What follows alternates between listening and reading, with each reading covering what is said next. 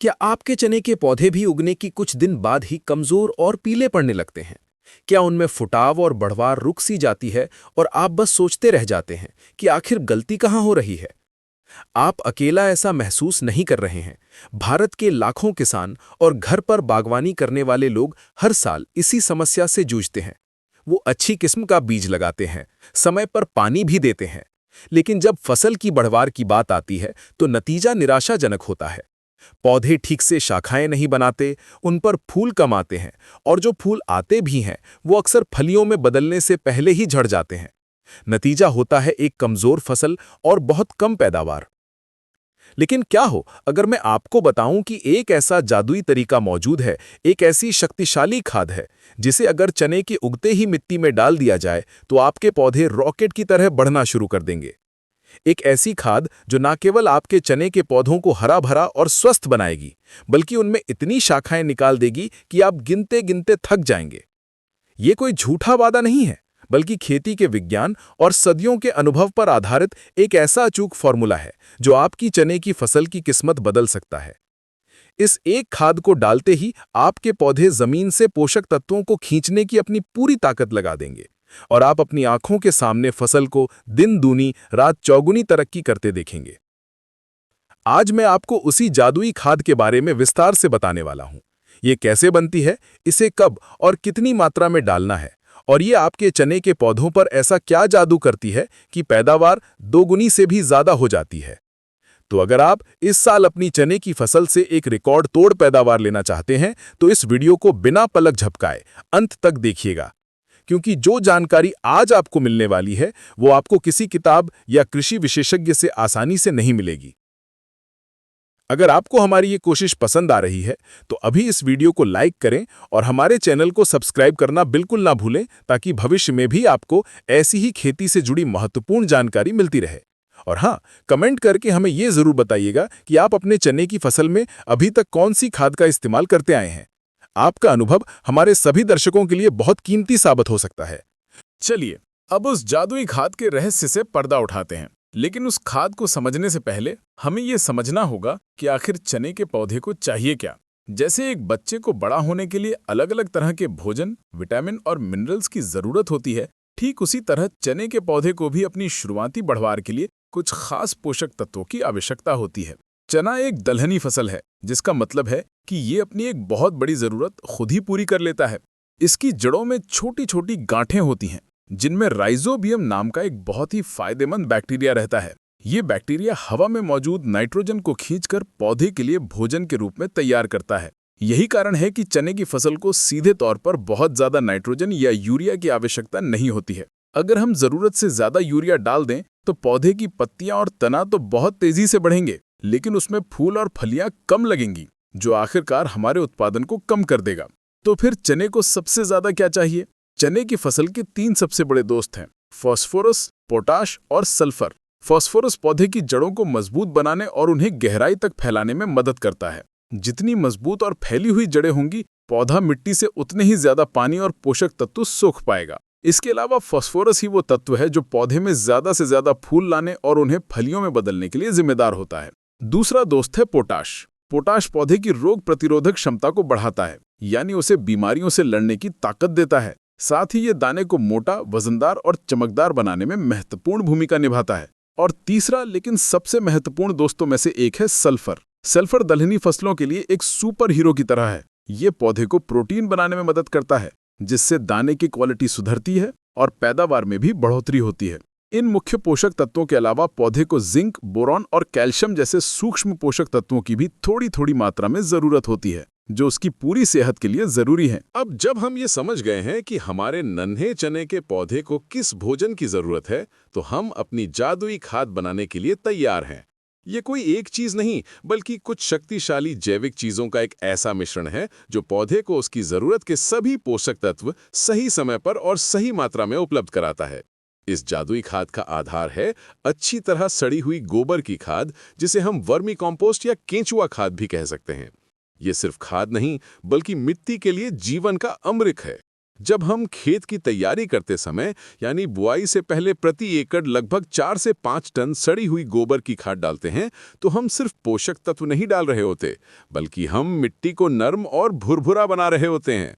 इससे मिट्टी की जल धारण क्षमता बढ़ती है, यानी वो ज्यादा समय तक नमी बनाए रखती है, जो चने जैसी फसल के लिए बहुत फायदेमंद है, क्योंकि इसे बहुत ज्यादा पानी की जरूरत नहीं होती।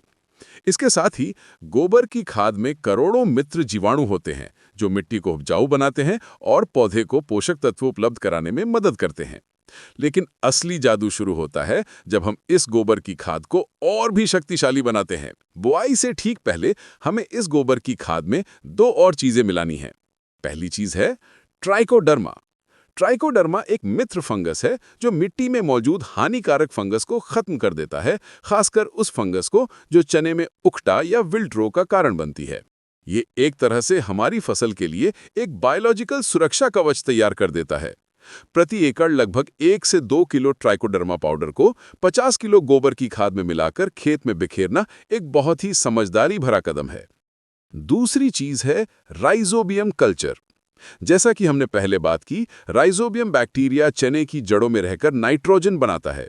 बीज को बोने से पहले अगर हम उसे राइजोबियम कल्चर से उपचारित कर लें तो जड़ों में इन बैक्टीरिया की संख्या कई गुना बढ़ जाती है, जिससे पौधे को प्राकृतिक रूप से भरपूर नाइट्रोजन मिलती है और हमारी यूरिया पर निर्भरता खत्म हो जाती है। बीज उपचार का तरीका बहुत आसान है। थोड़ा सा गुड़ पानी में घोलकर एक चिपचिपा घोल बना लें और उसे बीजों पर छिड़क दें ताकि बीज हल्के गीले हो जाएं। इसके बाद राइजोबियम कल्चर पाउडर को बीजों पर डालकर अच्छी तरह मिला दें ताकि हर बीज पर एक परत चढ़ जाए। फिर इन बीजों को छाया में सुखाकर बुआई कर दें। ये शुरुआती निवेश आपकी फसल की नींव को इतना मजबूत कर देगा कि आगे चलकर आपको बहुत कम मेहनत करनी पड़ेगी। अब बात करते हैं उस तरल खाद की, जिसे हमें चने के उगने के ठीक 20 से 25 दिन बाद देना है। ये वो समय होता है जब पौधा अपनी शुरुआती बढ़वार पूरी करके शाखाएं बनाना या फुटाव करना शुरू करता है। यही वो नाजुक मोड़ है जहां अगर पौधे को सही खुराक मिल जाए तो वो अपनी पूरी क्षमता से बढ़ना शुरू कर देता है। इस तरल खाद को बनाने के लिए हमें कुछ आसानी से मिलने वाली चीज़ों की ज़रूरत होगी। सबसे मुख्य सामग्री है सरसों की खली, यानी मस्टर्ड केक। सरसों की खली नाइट्रोजन, फास्फोरस और पोटाश का एक बेहतरीन जैविक स्रोत है। ये पौधे को तुरंत ऊर्जा देती है और उसकी बढ़वार को तेज करती है। इसके साथ हमें चाहिए पुराना गोबर, कम से कम 6 महीने पुराना, एक मुट्ठी चने का बेसन या किसी भी दाल का आटा और थोड़ा सा गुड़। बेसन और गुड़ उस घोल में फायदेमंद जीवाणुओं की संख्या को तेजी से बढ़ाने का काम करते हैं। इसे बनाने की विधि बहुत सरल है। एक 200 लीटर के ड्रम में लगभग 10 किलो गोबर, 2 किलो सरसों की खली, 250 ग्राम बेसन और 250 ग्राम गुड़ डालें। अब इस ड्रम को पानी से भर दें और एक लकड़ी के डंडे से अच्छी तरह घोल दें। इस ड्रम को किसी बोरी या कपड़े से ढककर छांव वाली जगह पर रख दें। हर दिन सुबह शाम इसे एक बार घड़ी की दिशा में डंडे से जरूर घुमाएं ताकि इसमें हवा का संचार होता रहे और जीवाणु अच्छी तरह से पनप सकें। लगभग 4 से 5 दिनों में ये शक्तिशाली तरल खाद, जिसे हम जीवामृत का एक रूप भी कह सकते हैं, बनकर तैयार हो जाएगी। जब आप इसका इस्तेमाल करें तो इस 200 लीटर के घोल को सिंचाई के पानी के साथ प्रति एकड़ की दर से चला दें। अगर आप स्प्रिंकलर से सिंचाई करते हैं तो इस घोल को अच्छी तरह छानकर स्प्रे टैंक में भरकर भी पौधों की जड़ों के पास डाल सकते हैं। ये तरल खाद मिट्टी में जाते ही अपना असर दिखाना शुरू कर देती है। इसमें मौजूद पोषक तत्व और करोड़ों जीवाणु पौधे की जड़ों को तुरंत उपलब्ध हो जाते हैं। इससे जड़ें तेजी से विकसित होती हैं, पौधा तनाव से बाहर आता है और उसमें फुटाव की प्रक्रिया कई गुना तेज हो जाती है। आप देखेंगे कि कुछ ही दिनों में आपके चने के पौधे की रंगत बदल गई है, पत्तियां ज्यादा गहरी हरी हो गई हैं और हर पौधे से नई नई शाखाएं फूटने लगी हैं। इस जादुई खाद का असर तो हो गया, लेकिन हम इसे और भी प्रभावी बना सकते हैं एक खास तकनीक के साथ, जिसे खुटाई या टॉपिंग कहते हैं। जब चने का पौधा लगभग 25-30 दिन का हो जाए और उसकी ऊंचाई 6-7 इंच हो जाए तो उसके ऊपर की मुख्य कली को हाथ से तोड़ देना चाहिए। इसे शीर्ष कालिका की तोड़ाई भी कहते हैं। ऐसा करने से पौधे की ऊर्जा ऊपर की ओर बढ़ने में लगने की बजाय नीचे की तरफ शाखाओं को विकसित करने में लग जाती है।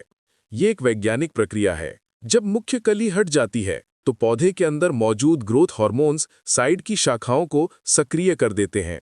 इससे पौधे में ज्यादा फुटाव होता है, वो झाड़ीनुमा बन जाता है और जितनी ज्यादा शाखाएं होंगी उतने ही ज्यादा फूल और फलियां लगेंगी। ये प्रक्रिया और भी असरदार हो जाती है जब हमने पहले से ही अपनी जादुई तरल खाद मिट्टी में दी हो, क्योंकि पौधे के पास शाखाएं बनाने के लिए भरपूर पोषण पहले से मौजूद होता है। अब फसल का अगला महत्वपूर्ण पड़ाव आता है फूल आने का समय, जो आमतौर पर बुआई के 45 से 50 दिन बाद शुरू होता है। ये वो समय है जब पौधे को सबसे ज्यादा ऊर्जा और पोषण की जरूरत होती है। इस समय अगर पोषण में कोई कमी रह गई तो फूल झड़ने की समस्या बहुत आम हो जाती है। इस समस्या से बचने के लिए हमें अपनी तरल खाद का एक बार फिर से इस्तेमाल करना है, लेकिन इस बार हम इसमें एक और चीज मिलाएंगे, छाछ या मट्ठा। खट्टी छाछ कैल्शियम और कई फायदेमंद माइक्रोब्स का बहुत अच्छा स्रोत है। ये न केवल पौधे को पोषण देती है बल्कि फंगस से होने वाली बीमारियों से भी बचाती है। फूल आने से ठीक पहले जब कलियां बननी शुरू हों, तब जो तरल खाद हमने पहले बनाई थी उसी प्रक्रिया से दोबारा बनाकर सिंचाई के पानी के साथ दें। अगर आप स्प्रे करना चाहते हैं तो एक और शक्तिशाली घोल तैयार किया जा सकता है। 15 लीटर की स्प्रे टंकी में लगभग 1 लीटर छना हुआ जीवामृत या सरसों की खली का पानी, 500 मिलीलीटर खट्टी छाछ, कम से कम 5 से 7 दिन पुरानी, और थोड़ा सा लगभग 20 से 25 ग्राम ही हींग का पानी मिलाएं। हींग पौधे की बढ़वार को उत्तेजित करती है और कीटों को भी दूर रखती है। इस घोल का स्प्रे पूरी फसल पर करने से फूलों की संख्या में जबरदस्त वृद्धि होती है और फूल झड़ने की समस्या लगभग खत्म हो जाती है। ये स्प्रे एक टॉनिक की तरह काम करता है, जो पौधे को फूल से फलियां बनाने की मुश्किल प्रक्रिया के लिए तैयार करता है। जो किसान पूरी तरह से जैविक खेती नहीं कर रहे हैं, वे इस अवस्था में पानी में घुलनशील खाद जैसे NPK 05234 का स्प्रे भी कर सकते हैं, जिसमें फास्फोरस और पोटाश की उच्च मात्रा होती है, जो फूलों और दानों के विकास के लिए महत्वपूर्ण है। ये समझना बहुत जरूरी है कि ये जादुई खाद अकेले ही चमत्कार नहीं कर सकती। इसका पूरा फायदा तभी मिलेगा जब हम खेती के दूसरे पहलुओं पर भी ध्यान देंगे। इनमें सबसे महत्वपूर्ण है सिंचाई का प्रबंधन। चने की फसल को बहुत कम पानी की जरूरत होती है और ज्यादा पानी इसके लिए दुश्मन साबित हो सकता है। जरूरत से ज्यादा पानी देने से जड़ें गलने लगती हैं और उकठा रोग का खतरा बढ़ जाता है। आमतौर पर पहली सिंचाई फुटाव के समय, बुआई के 25-30 दिन बाद और दूसरी सिंचाई दाना भरने के समय बुआई के 60 से 70 दिन बाद करनी चाहिए। फूल आने की अवस्था में कभी भी भारी सिंचाई नहीं करनी चाहिए, क्योंकि इससे फूल झड़ सकते हैं। स्प्रिंकलर या फवारा विधि से सिंचाई करना चने के लिए सबसे उत्तम माना जाता है, क्योंकि इससे पानी की बचत होती है और पूरे खेत में एक समान नमी बनी रहती है। दूसरा महत्वपूर्ण काम है खरपतवार नियंत्रण। बुआई के 20 से 25 दिन बाद एक बार निराई गुड़ाई करना बहुत आवश्यक है। गुड़ाई करने से न केवल खरपतवार निकलते हैं, बल्कि मिट्टी में हवा का संचार भी बेहतर होता है, जिससे जड़ों को ऑक्सीजन मिलती है और वे तेजी से विकसित होती हैं। ये प्रक्रिया भी हमारी खाद के असर को दोगुना कर देती है, क्योंकि जो पोषण हमने पौधे के लिए दिया है वो खरपतवारों में व्यर्थ नहीं जाता। अंत में जब हमारी फसल इन सभी प्रक्रियाओं से गुजरकर फलियां बनाने की अवस्था में पहुंचती है, तो एक आखिरी पोषण का डोज उसे वजनदार और चमकदार दाने पैदा करने में मदद कर सकता है। इस समय पोटाश की भूमिका सबसे अहम होती है। हम जैविक रूप से पोटाश की पूर्ति के लिए लकड़ी की राख का इस्तेमाल कर सकते हैं। लकड़ी की राख पोटाश और अन्य सूक्ष्म पोषक तत्वों का एक अच्छा स्रोत है। जब फलियों में दाना भरना शुरू हो, उस समय हल्की नमी वाले खेत में सुबह सुबह लकड़ी की राख का छिड़काव करना फायदेमंद हो सकता है। ये न केवल पोटाश की कमी को पूरा करता है, बल्कि कुछ हद तक कीटों को भी पत्तियों पर बैठने से रोकता है। जो किसान रासायनिक विकल्पों का उपयोग करते हैं, वे इस अवस्था में NPK 0050 यानी पोटेशियम सल्फेट का स्प्रे कर सकते हैं, जो दानों का आकार और वजन बढ़ाने में मदद करता है। इस पूरी प्रक्रिया को अगर हम संक्षेप में देखें तो हमने फसल की हर जरूरत को सही समय पर पूरा किया है। बुआई से पहले मिट्टी को गोबर की खाद और ट्राइकोडर्मा से उपचारित करके हमने एक स्वस्थ शुरुआत की। बीज को राइजोबियम से उपचारित करके नाइट्रोजन की फैक्ट्री पौधे की जड़ों में ही लगा दी। फुटाव के समय सरसों की खली और गोबर का शक्तिशाली तरल देकर पौधे को शाखाएं बनाने की ताकत दी। कुटाई करके उस ताकत को सही दिशा दी। फूल आने के समय तरल खाद और छाछ का टॉनिक देकर फूलों को झड़ने से बचाया और फलियों की संख्या बढ़ाई। और अंत में दाना भरने के समय पोटाश की पूर्ति करके दानों को गुणवत्तापूर्ण बनाया। ये कोई जादू नहीं बल्कि विज्ञान है। ये पौधे की मनोविज्ञान को समझकर उसे वो भोजन देने की कला है जिसकी उसे उस विशेष समय पर सबसे ज्यादा जरूरत होती है। इस विधि को अपनाकर आप न केवल रासायनिक खादों पर होने वाले अपने खर्च को बहुत कम कर सकते हैं, बल्कि आप अपनी मिट्टी की सेहत को भी साल दर साल बेहतर बना सकते हैं। जब आप इस तरह से उगाई गई फसल के दानों को देखेंगे तो आप पाएंगे कि वे न केवल आकार में बड़े और वजनदार हैं, बल्कि उनका स्वाद भी लाजवाब है। यही जैविक और सोची समझी खेती का कमाल है, जो आपको सिर्फ अच्छी पैदावार ही नहीं बल्कि एक संतुष्टि भी देती है कि आपने जो उगाया है वह शुद्ध, सुरक्षित और प्रकृति के नियमों के अनुरूप है। तो इस बार जब आप चने की बुआई करें तो इस जादुई खाद के फॉर्मूले को जरूर आजमाएं और फिर देखिए वो कमाल जिसकी आपने शायद ही कभी कल्पना की होगी।